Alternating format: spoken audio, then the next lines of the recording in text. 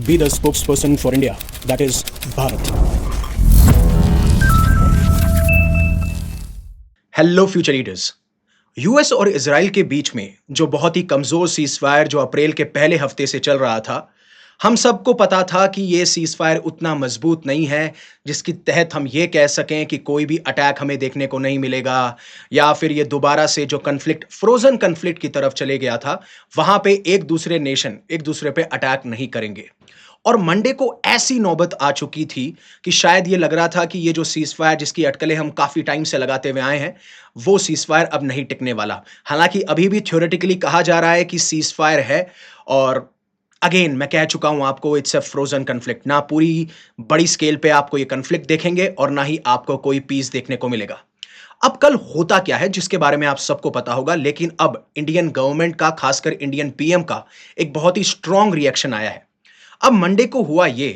कि जिस तरीके से डोनाल्ड ट्रंप ने पहले प्रोजेक्ट फ्रीडम का अनाउंसमेंट किया और उसके कुछ ही देर बाद या कुछ ही घंटों बाद ईरान ये डिसाइड करता है कि हम दोबारा से अपने अटैक शुरू कर देंगे, और सबसे पहला टारगेट होता है उसका यूएई। जहां पे यूएई गवर्नमेंट साफ साफ ये कहती है कि जो ईरान की तरफ से बैलिस्टिक मिसाइल हो, ड्रोन्स हो या क्रूज मिसाइल्स हो, जो दागे गए उसको हम इंटरसेप्ट कर चुके हैं। और यहां तक हालत आ चुकी है कि जो स्कूल्स और यूनिवर्सिटीज हैं उनको बंद किया जा चुका है और वो सब ऑनलाइन जा चुके हैं।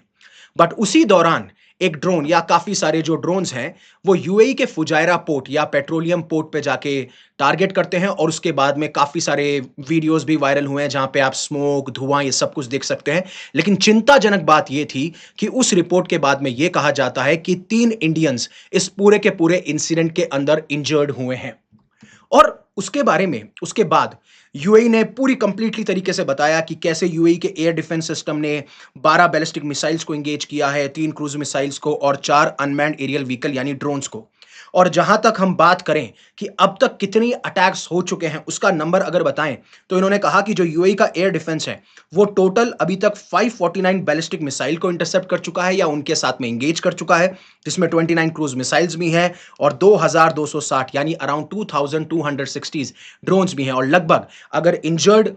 का नंबर जानना चाहते हैं या टोटल नंबर ऑफ इंजरीज कितनी हुई है, तो वो 2027, और टोटल नंबर ऑफ जो मार्टियर्स हैं इन पूरे इंसिडेंट में वो हैं 3। और उसी के बाद में पीएम मोदी का एक स्ट्रांग रिएक्शन आता है, और अब यूएस भी चाइना के साथ में बातचीत करना चाहता है, जो स्ट्रेट ऑफ हॉर्मुज की सिचुएशन अभी प्रेजेंटली बनी हुई है, जहां पे पीएम मोदी ने यह कहा कि ये जो इंसिडेंट है हम इसको स्ट्रांगली कंडेम करते हैं, इसकी निंदा करते हैं, ये अनएक्सेप्टेबल है। जिस तरीके से आप ये देख सकते हैं, हुआ यह है कि ईरान जो है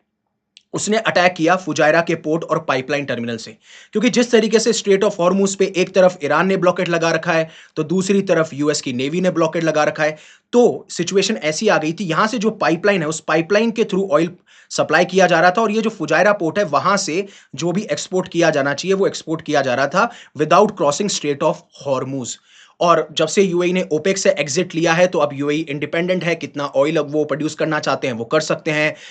किस देश को कितना पहुंचाना चाहते हैं इन टर्म्स ऑफ उनका कितना अच्छा रिलेशन है वो भी वो कर सकते हैं, उन्हें ओपेक पे डिपेंड नहीं करना पड़ेगा। लेकिन ओपेक भी अब धीरे धीरे मात्रा बढ़ा रहा है जिस तरीके से ऑयल के प्राइसेस आगे बढ़ रहे हैं। लेकिन डोनाल्ड ट्रंप नहीं, लेकिन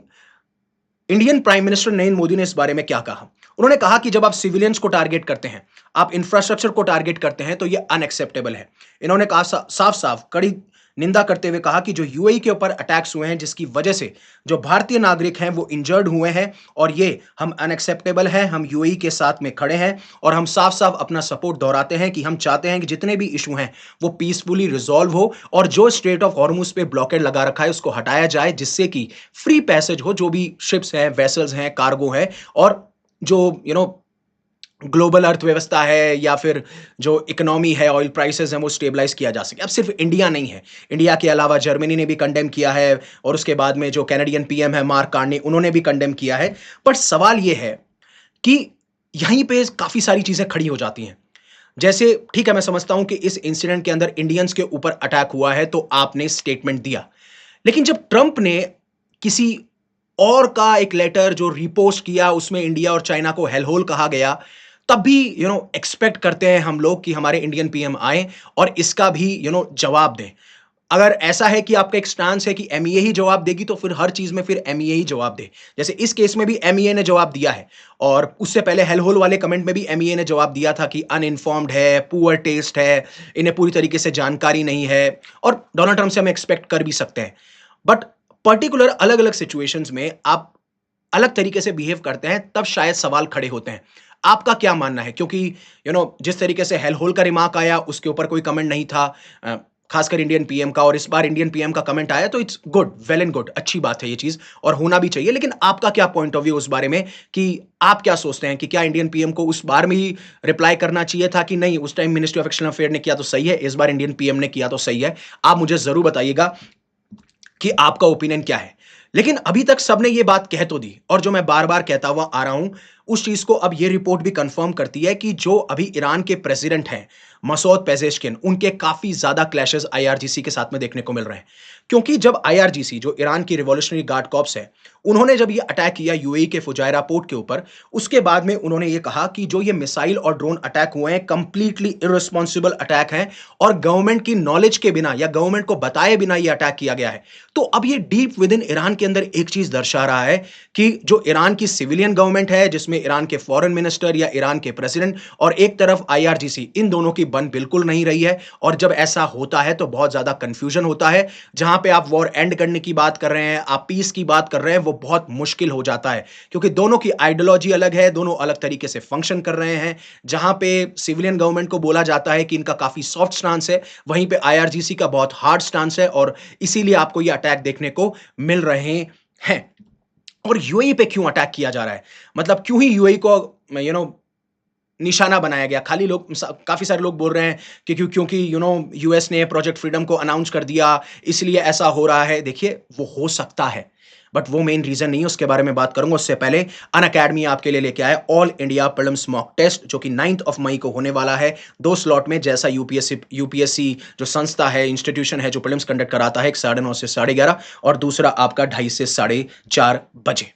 अब इसी रिस्पॉन्स के बाद जब ईरान ने यूएई के फुजायरा पोर्ट पे अटैक किया, तो उसके बाद में यूएस जो है इरानियन फास्ट बोट्स पे अटैक कर देती है, क्योंकि ईरान ने भी यूएई की ऑयल फैसिलिटी पे अटैक किया, जहां पे वो कहते हैं कि हमने 6 इरानियन स्मॉल बोट्स को शॉट डाउन कर दिया है, डिस्ट्रॉय कर दिया गया है। और इस तरीके से जो एडमिरल है ब्रैड कूपर, वो ये साफ साफ कहते हैं कि आईआरजीसी हमारे ऊपर भी बहुत सारे क्रूज मिसाइल, ड्रोन्स और स्मॉल बोट्स हमारी शिप्स को टारगेट कर रही हैं, लेकिन हम उनको प्रोटेक्ट करने में कामयाब हैं। हम हर एक ड्रोन, क्रूज मिसाइल इनको डिस्ट्रॉय कर पाए हैं, इनको डिफीट कर पाए हैं। साथ साथ इन्होंने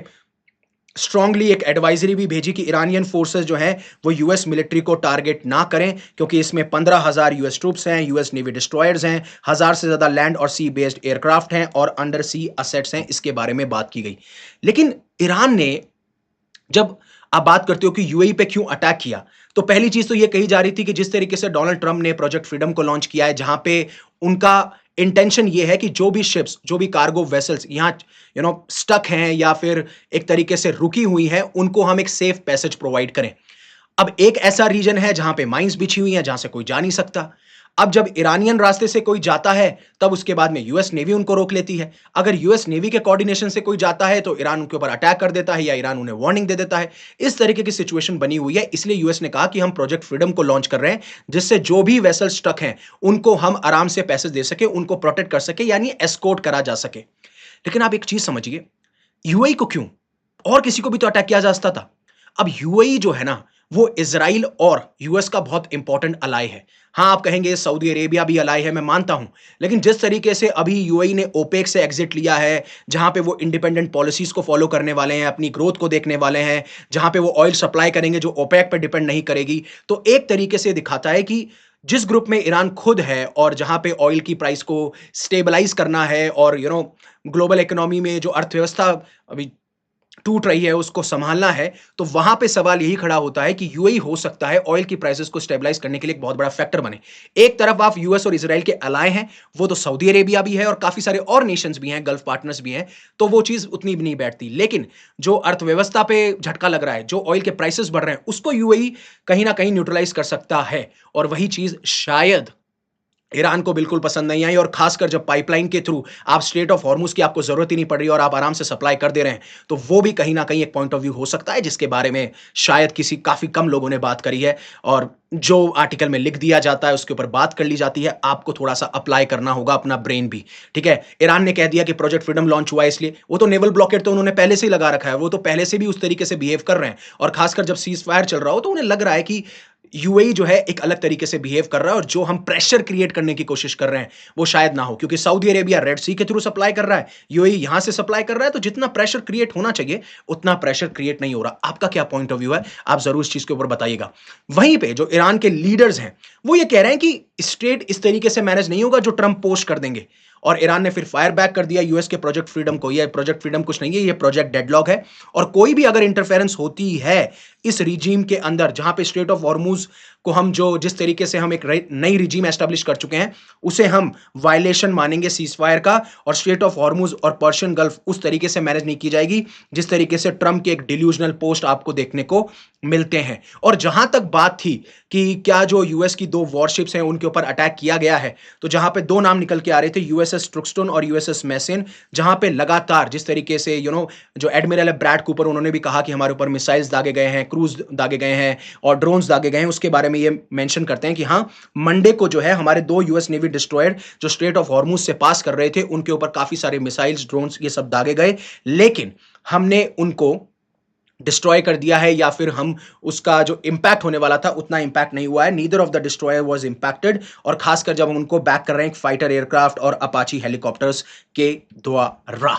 लेकिन क्यों यूएस अब चाइना और बाकी एलाइज को बोल रहा है जब ये खुद कह रहे हैं कि प्रोजेक्ट फ्रीडम जो है सक्सेसफुल चल रहा है, हम आराम से जो शिप्स और वेसल्स हैं वो स्ट्रेट ऑफ हॉर्मुज से पास ऑन कर जा रही है, तो वहां पे सवाल ये खड़ा होता है कि अब चाइना को आप अर्ज क्यों कर रहे हैं, बाकी एलाइज को क्यों अर्ज कर रहे हैं? कभी कभी आप नेटो को लताड़ लगा देते हैं, फिर चाइना को बोलते हैं कि चाइना वो काम नहीं कर रहा है जो नहीं करना चाहिए और उसी में जो ट्रेजर सेक्रेटरी हैं स्कॉट बेसेंट वो साफ साफ फॉक्स न्यूज को ये कहते हैं कि ईरान जो है ना सबसे बड़ा स्पॉन्सर है टेररिज्म का, राइट? और यहां पे ईरान को ये कॉल करते हैं बट पाकिस्तान को कभी ये कॉल नहीं करते और जो चाइना है वो उनकी 90% ऑफ एनर्जी बाय कर रहा है जिसकी वजह से वो फंड कर रहे हैं largest state sponsor of terrorism को। और जब ये कह रहे हैं जब ट्रंप नेक्स्ट वीक या आने वाले कुछ हफ्तों के अंदर अभी चाइना के विजिट पे जाने वाले हैं तो इन्होंने ये साफ साफ कहा कि हम अर्ज करते हैं चाइना की गवर्नमेंट से, चाइना के लोगों से, खासकर चाइनीज एडमिनिस्ट्रेशन से कि वो हमारा साथ दे और खासकर और एलाइज भी साथ दें जिससे हम स्ट्रेट ऑफ हॉर्मुज को खुलवा सकें। और यही सारी चीजें थी। आपका क्या पॉइंट ऑफ व्यू है पूरे सिनेरियो को लेके आप कमेंट सेक्शन में जरूर बताइएगा एंड आपको कैसा लगा एनालिसिस, अच्छा लगा तो आप प्लीज सब्सक्राइब कीजिएगा। Thank you very much for giving me your precious asset that is your time. Stay safe, stay happy, take care. जय हिंद, जय Bharat and always remember one thing, live in such a way that universe will be proud of you.